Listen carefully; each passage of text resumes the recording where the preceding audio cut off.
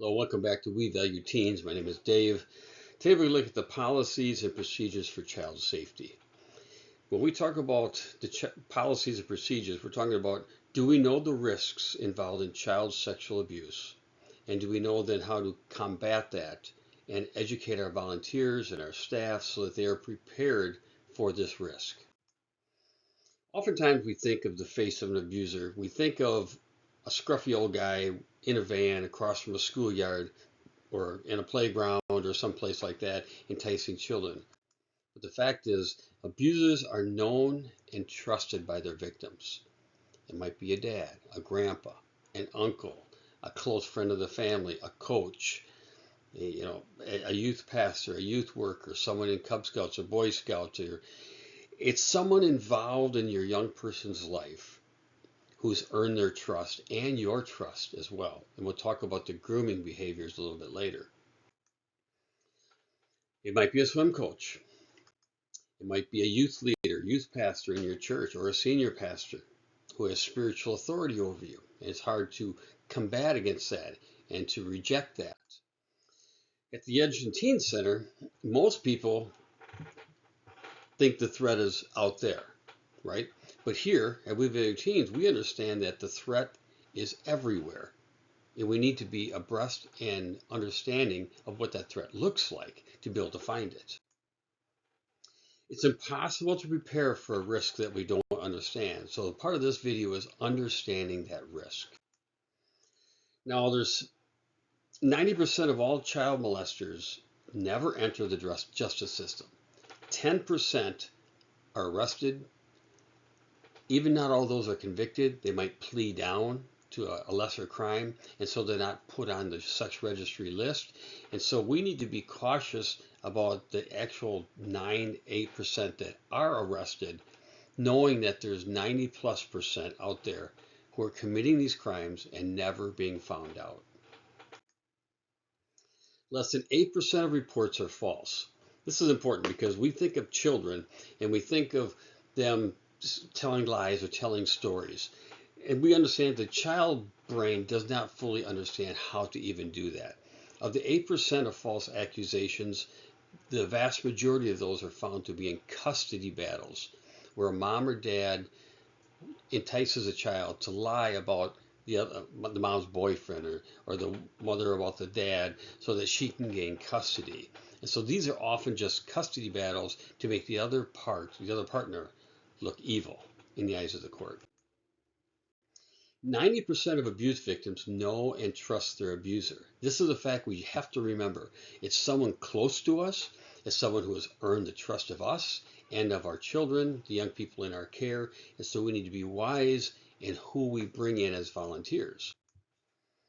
1 out of every 3, 1 out of every 4 girls will be sexually abused by their 18th birthday. 1 out of every 6 boys will be sexually abused by their 18th birthday. We believe the number is higher with young people, with boys especially, because they don't talk. The boys seem to feel more shame and they talk less about it. Since 90% of the victims are sexually abused by someone they know and trust, most kids won't say. They won't talk about it. 2 out of every 3 children don't ever tell about their abuse until they're adults, because it's an uncle, it's a grandpa. And how can you tell on uncle? Or our youth pastor who's in charge of all these people? I don't want to ruin the youth group. And there's grooming behaviors already in place by those who abuse our children sexually. And we'll talk about those later in this video. But they're already present, so we need to be cautious and wise about how we look at this. In one large study, the number of victims found by a pedophile who abused children, we found that those who abuse girls, sexually abuse and molest girls, have 52 victims before they're ever caught, if they're ever caught. With boys, they molest on the average of 150 boys before they're caught. Again, boys don't talk about it. There's too much shame involved when boys are molested by men, especially men they know and trust in their life, because they also have peers around them, right? And so if this is a coach or an uncle or a close family friend and you got brothers or sisters, you don't want to bring shame on him or on your family. because again, they're youth. They haven't fully developed. They're not understanding. They know it's wrong, but don't understand how to articulate and share that information with adults. There are 650,000 plus sex offenders on the official registry in the United States. Less than 10 of those are in the justice system. So we have, let me rephrase that. There are 10%. 650,000 represents only 10% of those in the criminal justice system. 90% have never been arrested, have never been brought to trial, have never been told that, hey, this guy is dangerous, keep away from him. There is no visual profile of an abuser. You might remember, you might not be old enough, in 2010, the Sandusky trial, and Penn State football coach who started a youth club, a football club for boys, solely for the purpose of molesting them and allowing his friends to molest them. He's a Penn State football coach, tons of money, people came from all over the country to go to this camp, but it took years before it finally came out, and this man is in prison now. You may remember the U.S. women's Olympic doctor who was sexually abusing girl after girl after girl. We have youth leaders. We have the football coach of Penn State. They're often are religious, they're married, they're super religious, they're attractive, they're educated, they have PhDs, they have doctor in their name and in their title. So these are not the scruffy old guy with a van across from the school or in a playground. These are our high upstanding citizens in our communities often. Here's some facts. To gain access to children, abusers must groom the gatekeepers, that is, you and me, the trusted adults in the program. I run a teen center, so if someone comes in to volunteer at the teen center, he has to earn my trust before, first of all, I let him volunteer, and secondly, allow him time alone with teens that he might then have his way with them. And so he has to groom me. He has to appear helpful, trustworthy, kind, and responsible. And he has to convince me that he's safe. That's part of the grooming process. Now, we do due diligence. We do everything that we can to protect our children, but we are also humans.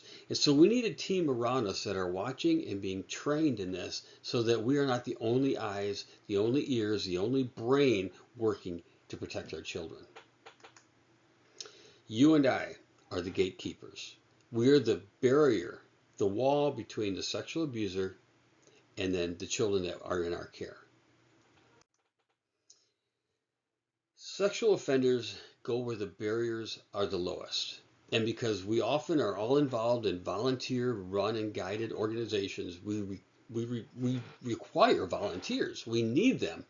And so sometimes we don't do diligence in protecting our children. If someone appears really, just a really good helper, they're really outgoing, they're ambitious, and they want to help, we look forward to those people because they're so good at what they do. And if that person has an evil intent and is grooming me or you in the process to get at the children in our care, then we need to be aware of what that might look like. So how do we act in light of these facts? We create a safety system, obviously. Now, do we have a safety system? Well, we do at the Teen Center, and you're seeing part of it. I share this video with all the volunteers who come in after a skillful screening process, which we'll talk to in a minute. If you have a fire drill in a public school or in a church or in a university or wherever, you go through it. You practice it several times because when the fire drill goes off, you don't want people going, what's that for? No, a fire drill is going off. We know go down this hallway, we go down these stairs, and we sit in this room. And unfortunately, our kids now have to go through drills if there's an active shooter on the premises. And so we do the same thing as adults. We go through this, we practice the safety system, we watch it, we look at it, we test it, we critique it, and we make it better. So before a fire drill has value in any effective safety system, it must be put in place and practiced. To assess whether or not the system is effective, here's some questions that need to be asked and answered. What safety system is in place and what are its specific components? No generalization, no vague policies. They need to be specific. For example, a specific policy at our teen center is a volunteer may not drive a teen home. I don't care the weather conditions. A child may not ride alone in the vehicle with one of our volunteers. That is to protect our volunteer and is to protect the child. Two volunteers, male and female, unrelated, who have already been vetted through our skillful screening process and gone through our child protection training, may give a teen a ride home, but not one. Not one woman with a child, not one man with a child. So what constitutes a reasonable safety system for our program? In other words, what's enough without being so rigid that nobody can even serve there? What is enough? Does the system include training on grooming behaviors of child sexual abusers? Again, the abuser is going to try to find a way to get personal, private, alone time with a young person. But they have to earn our trust before they're given that freedom. So what strategies do they have to earn our trust? Does it include, again, we're still talking about the safety system, does it include an effective screening process? And this is the key. This is that first peg that must be broken down by an abuser. He must first get through this phase before he can get to any other phase. And this is one of the easiest for us to implement safely. Do staff members and employees know what to do when an allegation is received? A girl comes up to me at the teen center or up to my wife and says, so-and-so, volunteer John, has been talking to me inappropriately, talking about my breasts. He's been putting his arm around me and kind of squeezing me, and I feel very uncomfortable with that. The first thing we do is we take the girl's story, we say, I believe you, and we're going to handle it. We call it protective services immediately. You say, well, that's awful extreme. Our volunteers know they're not allowed to do any of that.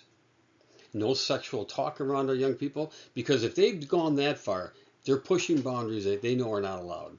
We call Child Protection Services, and they begin the investigation. We never investigate ourselves. We're not qualified to investigate child sexual abuse because there's sensitive topics and there's things that we just don't understand like professionals do.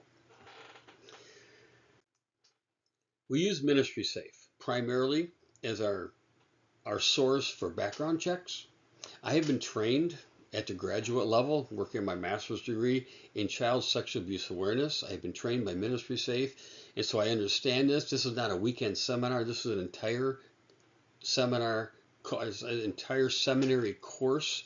We looked at case studies. We went into details. We looked at real life situations, interviews with actual child molesters, and all this information comes from these resources.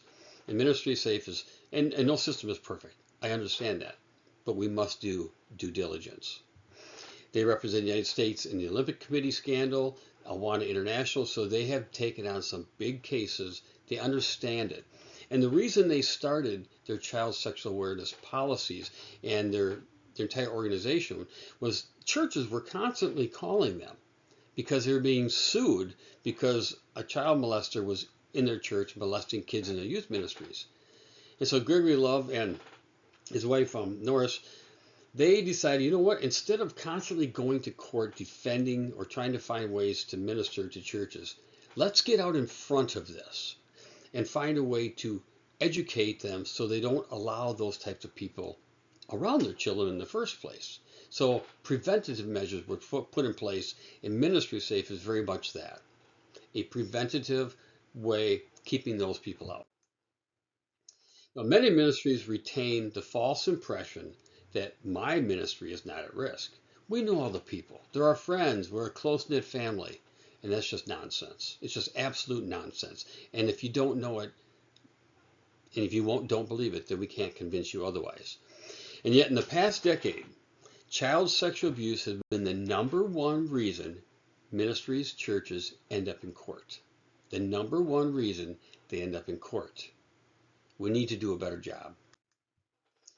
Peer-to-peer sexual abuse has increased by 300% in the past 5 years. When asked where they learn this behavior, the child, the older peer, and I'm talking like 12-year-olds molesting 6 and 7-year-olds, not 8-year-old Johnny and 16-year-old Susie. We're talking about peer-to-peer, older kids, but not into their teenage years, 14 at the oldest, molesting younger children. Where did they learn this behavior? From an adult or from the internet? Now, if we're going to prevent child sexual abuse, these are the steps that we can take to prevent it. Selective hiring. I talked about the skillful screening process. They take an application. We call all the references, and specific references are asked in our policies, even family members on the female side, because we know that family members are less likely to lie if they know that a brother or a sister has been molesting children. Now, it's counterintuitive because we think that families will always protect each other, but we found that that's not actually the case. But it's also, we have selective hiring. We look, have they been moving around? Have they been working with this age group all across the country? But they seem to not stay very long in certain areas. In other words, they probably were being found out. Maybe it was getting a little too hot where they were, and kids were talking, and so they move on. But we never do background checks like we should in nonprofit organizations, and so they just come to another organization and continue their behaviors.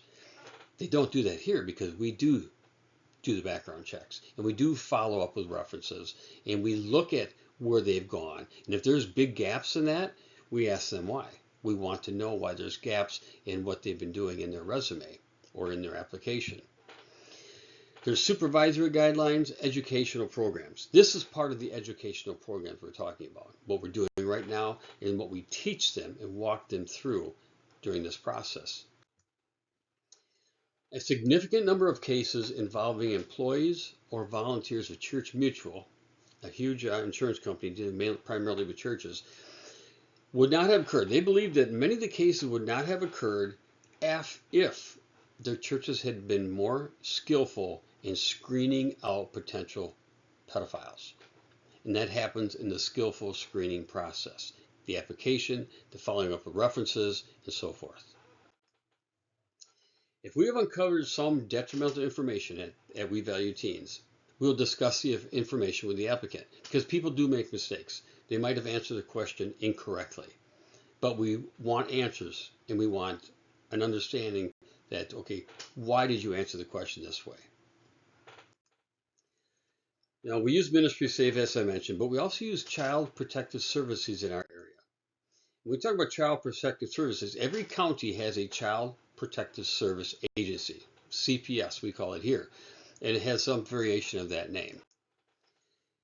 We have access to these members, we have their phone numbers, and if there's ever a child who comes to us and reports that someone has sexually touched them in an inappropriate way, or is telling them inappropriate sexual things, or showing them pornography, and they're not asking for it, we call CPS immediately, and they begin their investigation. It's not up to us to investigate. We're not the trained professionals, but we are the ones who will believe our victims every single time. So when do we report? Immediately. If the abuse happens in the morning, we report it in the morning, because it's important that this be done right away, and that person is immediately removed from ministry position or a volunteer position, whatever that is, and they are no longer allowed to be in contact with those children. Here is sexual abuse defined in the state of Wisconsin, which is where we minister.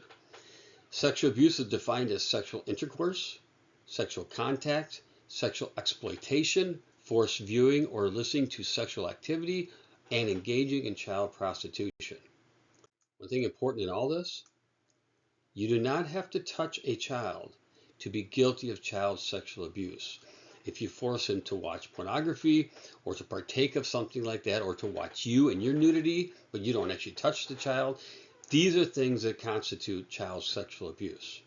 We train our volunteers and our staff members in this so they understand full well what's happening. Child sexual abuse continued. This does not apply to children who are 16 and older. If it's peer-to-peer, in other words, 16-year-old Susie and 16-year-old Johnny or so, this applies to everyone who is 16 and under if one of the victims is under the age 16. CPS is mandated to contact law enforcement within 12 hours. We've talked about grooming behaviors and what that looks like. We talked about training and rooting in the grooming process. How do we watch for groomers? How do we know what a groomer might look like? We have a sheep pen. The sheep pen is, for me, it's the teen center. And there's wolves out there, the pedophiles, those who want to have sexual interaction with the teens they're under my care when they're at the teen center. We are the gatekeepers. Our staff, our volunteers, we are the ones who are going to keep those wolves away from teens in our setting. For you, it'll be different, but you are always the gatekeeper. Who the wolves are might look a little different, and who the sheep are might look a little different. They might be toddlers in a daycare, they might be seniors on a swim team. But the whole point being that there are wolves who are trying to get in. They go to volunteer agencies because volunteer agencies, the barriers are the lowest because we need volunteers. Grooming behaviors starts with the leaders. And that's a process by which a molester attempts to earn my trust, your trust, the gatekeepers, so they might have alone time with a child that they want to have sexual relations with. Grooming behaviors of a child look a little different. It's a process by which a molester selects a specific type of child, and they usually have an age and gender in mind. It might be 2 to 6 year olds, it might be boys, only girls, it might be only pre-puberty, or it might be just into puberty, 15 to 17 year olds that they want to have sexual relations with. But they're very consistent. Pedophiles are very consistent. They have a certain type of child that they want to have relations with. So they're going to, when they find that child, they're going to find one on the fringe. They're going to find one that maybe doesn't fit in. Maybe one that is suffering from some sort of mental illness or anguish. Maybe someone who's on the spectrum who's looking for a place to fit in. They're going to find and exploit those types of children. We need to be watching for the safety of those children. We talk about sexual abuse training. It covers peer-to-peer, that is child on child, which has grown by 300% over the last 5 years. Training covers abuse reporting requirements. So our training, which is more in depth than what I'm doing in this video, how you respond, how you report it, because you're a mandatory reporter if you're at the teen center. We are all mandatory reporters, or they can't be a volunteer. They don't come to me and say, I think this might not be true. No, if it's reported to them, they must then, in fact, contact me, and I'm always the point man for contacting social services. And the training is periodically refreshed.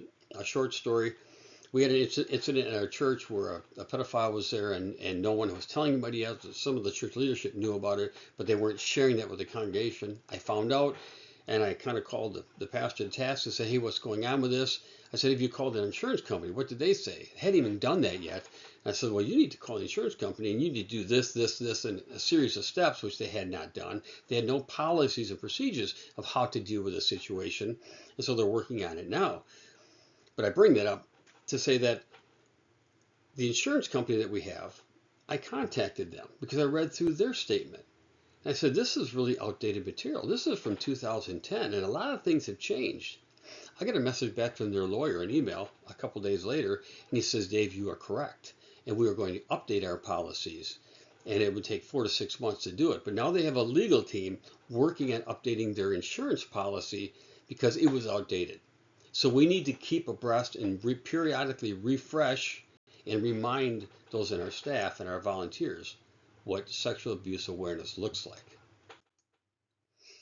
Sexual abuse awareness training is required for all staff, all volunteers, and we keep a record of everything.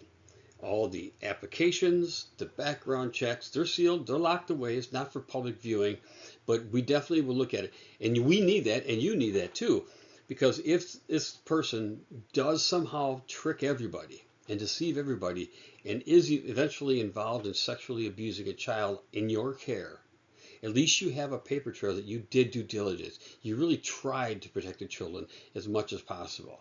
So you keep and retain all of those records, showing that you did everything you could possibly do to protect that child. Are the policies specific to us? We run a teen center. I don't run a daycare. Different policy for daycare than for me. Different policies for me than for a youth group who's maybe in a church building. Because we do take teens away on retreats. We do take teens away on adventure outings. And so our policies have to be specific to what we do in our outreach facility. The policies and procedures for child safety begin with us. We have to know what to look for. We need to skillfully screen. We need to be educated and being re-educated, learning more and more about it. And so this has been a 26-minute video, but I wanted to walk you through it so that you understand all the things we think about. The policies and procedures are 20 pages long. There's a specific line item for many different scenarios. And there's some out there that you can use and copy and adapt to your own so you don't have to recreate the wheel. But at the same time, it needs to be specific to our audience, to your audience.